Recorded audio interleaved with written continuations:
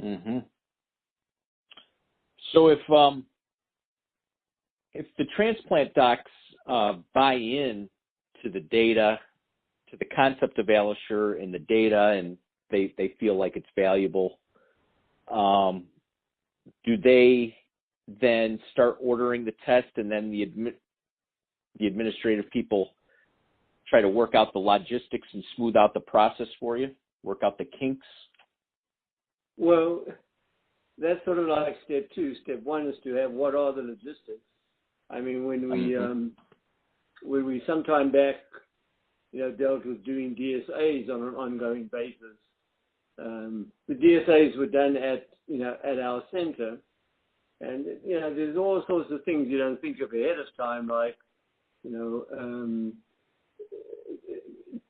most of the labs that we do on the patients that are soon after transplant are kind of, the hospital sends a technician to the outpatient facility, labs are drawn, and that individual takes it to the lab, end of story. But if a patient is beyond the first few weeks and they go to an outside lab, which outside lab, how does that outside lab deal with it?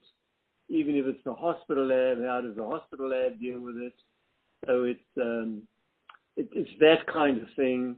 And then, trying to convince patients who are now 6-8 months out that they have to be there early in the morning so that, the technician in the office can do it, rather than, at their convenience going to some other lab.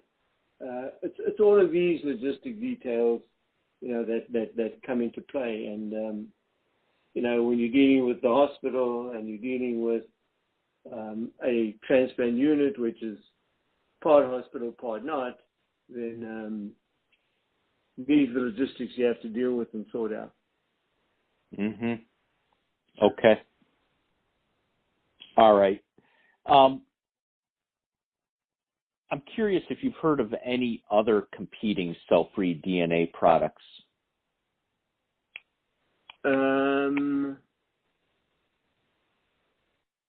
I'm not that familiar with it. I think there is one other product that's in earlier stages.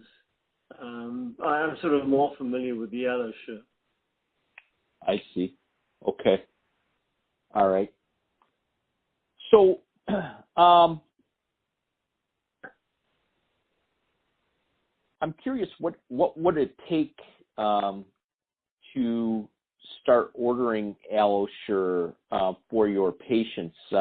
Is there anything beyond those logistics that you described that you have a need for?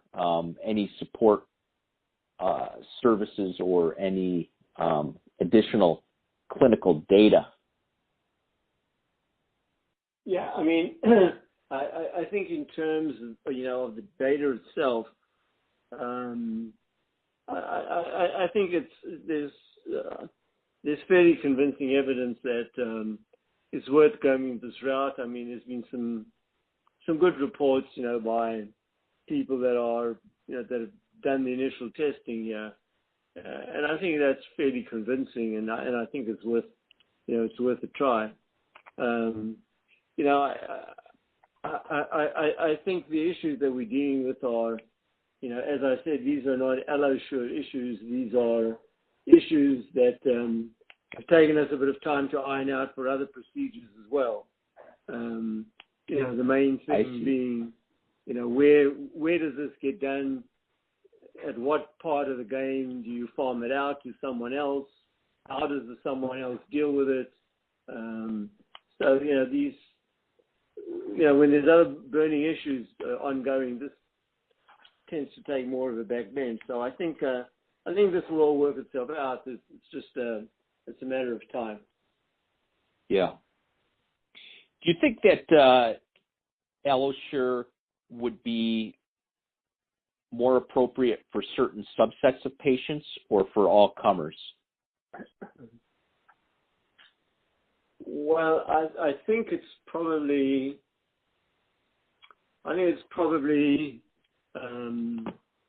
of more value for certain subsets. I think the run-of-the-mill living related